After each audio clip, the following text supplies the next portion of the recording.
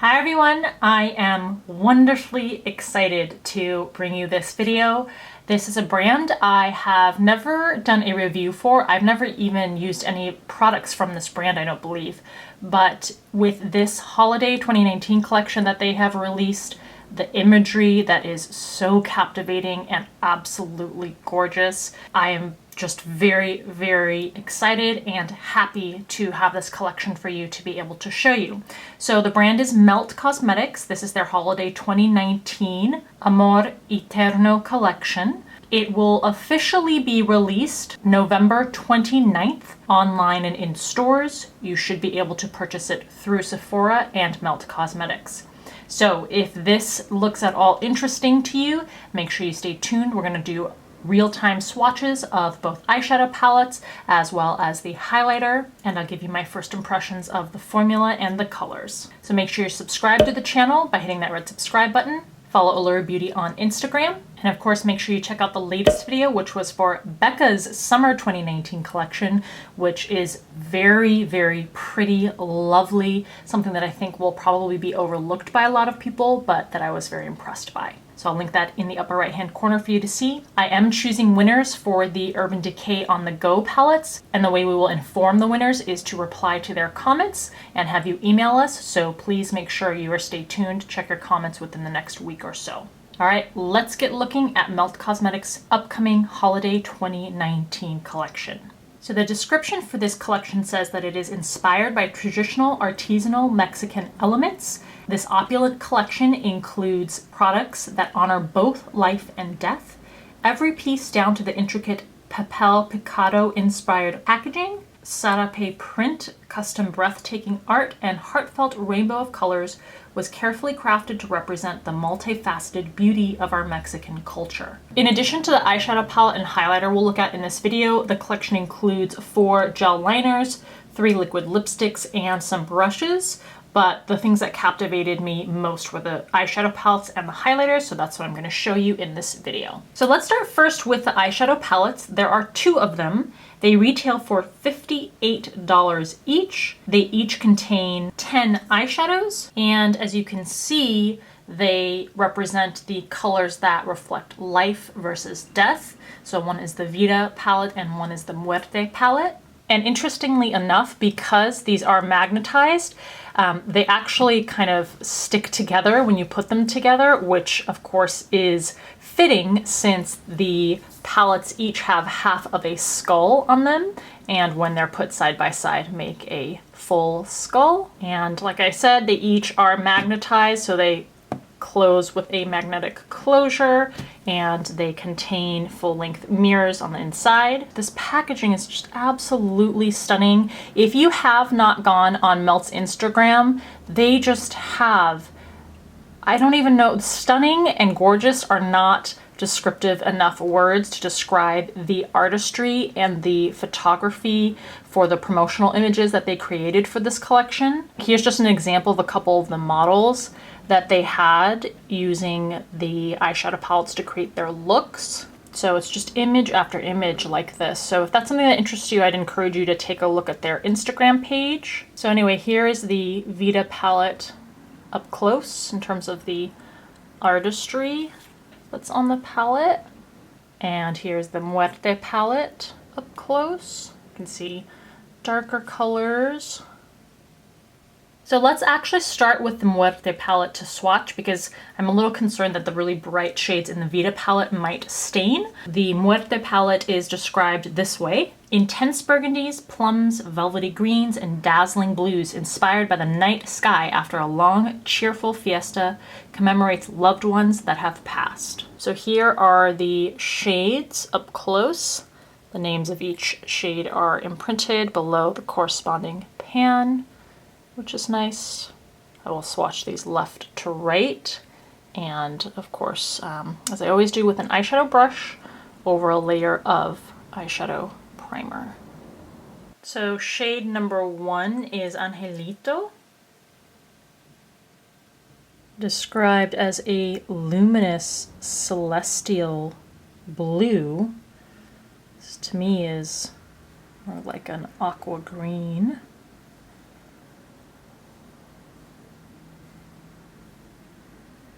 Shade number 2 is Lágrimas. The description for this says turquoise blue hue, just like Grandma's house. Number 3 is Duelo, described as a powerful jungle green.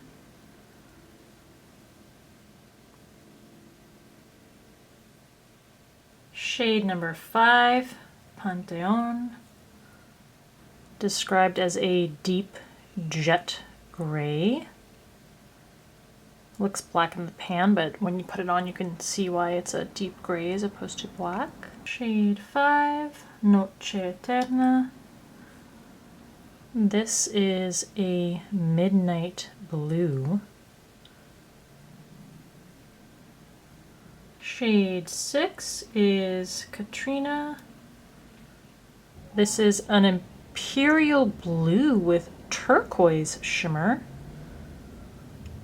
Don't know if I agree with that description. I don't see any turquoise shimmer in here. I see lighter blue shimmer.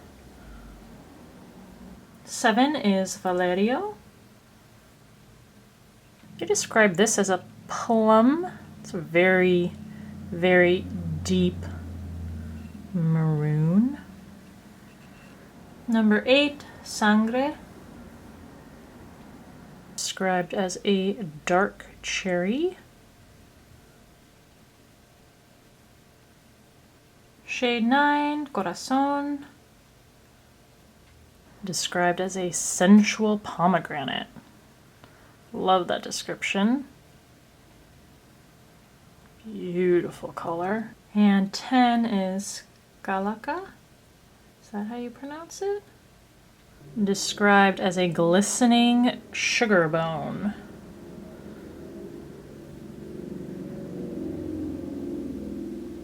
Alright, so there is the Muerte palette, the 10 shades. Here are your shades up close. I feel like, especially the mattes, they went on a bit patchy and skipped on just first swatch, but as they layered, they got a lot more smooth.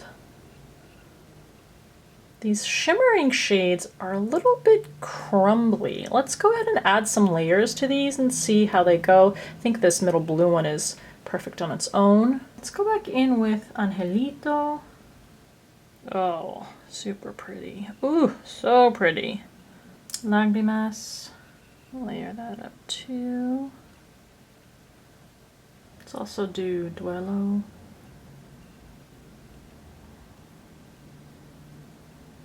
Pantheon. Okay, I'm gonna stop there mostly because I don't see too much of a difference. I stopped at this shade with layering them on top. The first metallic shade improved, but it's still pretty flaky.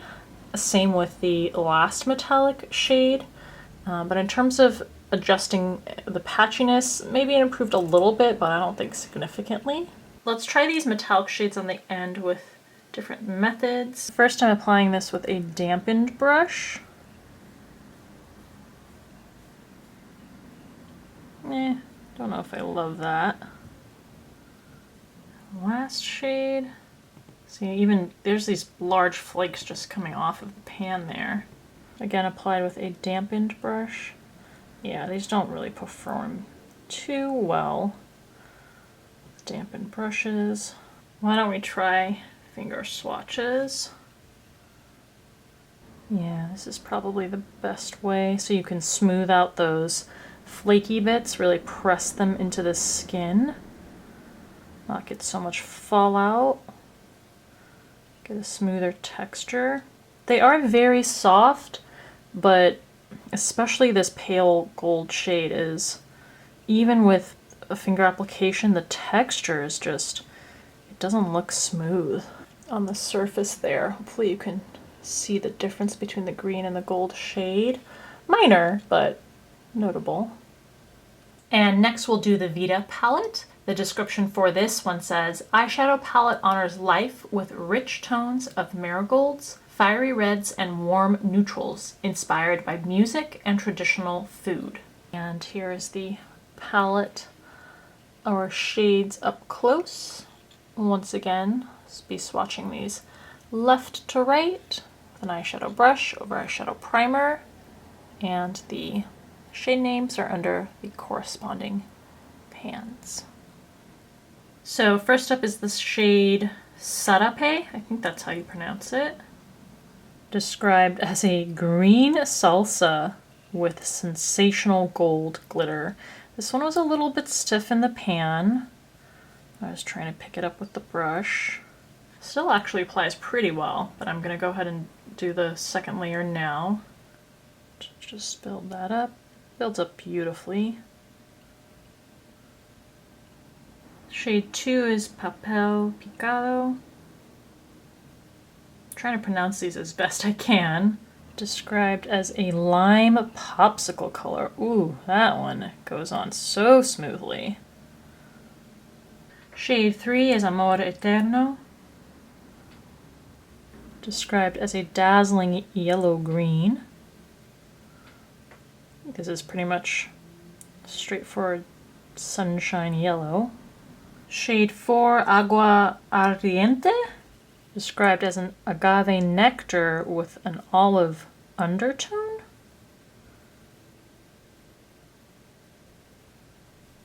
Shade 5, Chocolate, a delectable warm brown.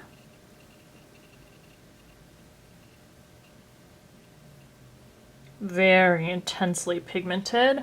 Shade 6, I don't know how to pronounce this, Atole? Looks almost like just atoll to me, but no, that's probably not how you pronounce it. This is described as a cinnamon beige, which is kind of interesting because there's no sort of reddish tone to it.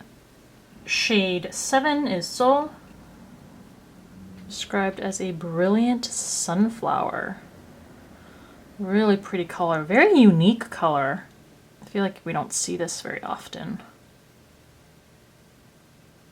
Shade 8, Pan Dulce, an orange marmalade. Wow, another really pretty, unique color. Shade 9, Alegria, described as a shimmering grapefruit. Oh, so pretty. So this would be a red grapefruit. Beautiful. This one goes on super smooth, no problems, no funky texture on that. And shade 10, Mexicana. This is a flame red. Now this bump here is just because of the kind of ligaments near my wrist. This goes on super smoothly, super pigmented. No issues here. Okay, there are your 10 shades from the Vita palette. I feel like overall these went on a lot smoother, less kind of skipping. That first metallic shade still has that kind of flaky, weird texture that the other two in the other palette had.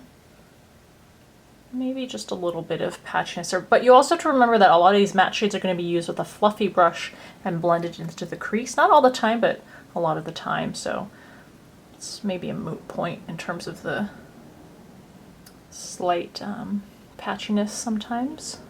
Let's go ahead and apply these with the fingers. Geez, this really feels gritty and like it's sealing right away, so I'm a little worried about that shade. Oh, comparatively this one is quite soft, although maybe also kind of sealing. Let's see how these swatch.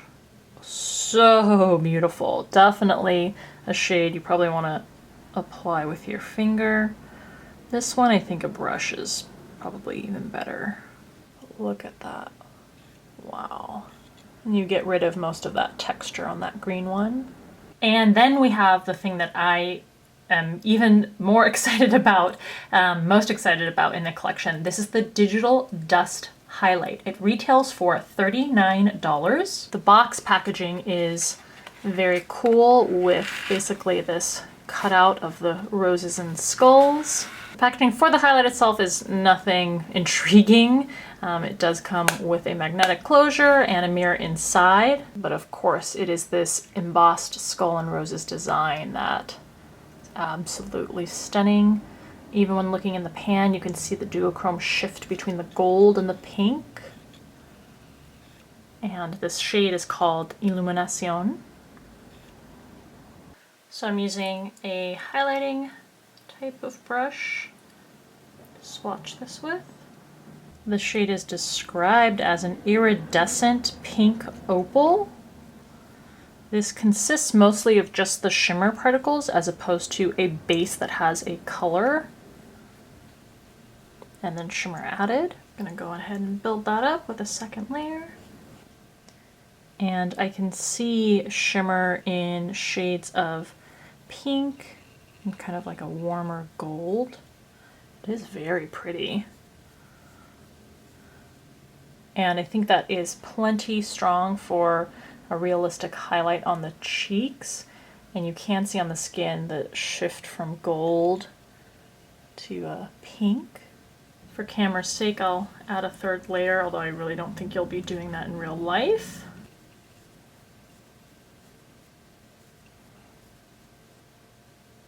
Very pretty. And then you may also want to try this as an eyeshadow or eyeshadow topper. So here's a finger swatch to show you more concentrated. Still pretty refined. You can see it is mostly shimmer. So there it is side by side.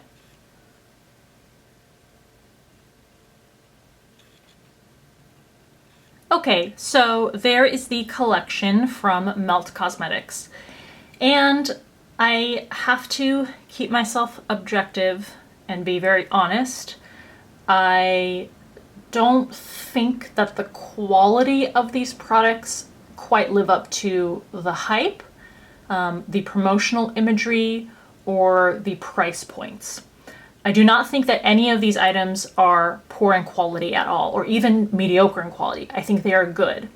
But I think that especially for the price points, having these at $58 for the eyeshadows and almost $40 for the highlighter, I expect a little less work to be required to get that smoothness and lack of texture on some of those metallic shades for the eyeshadows.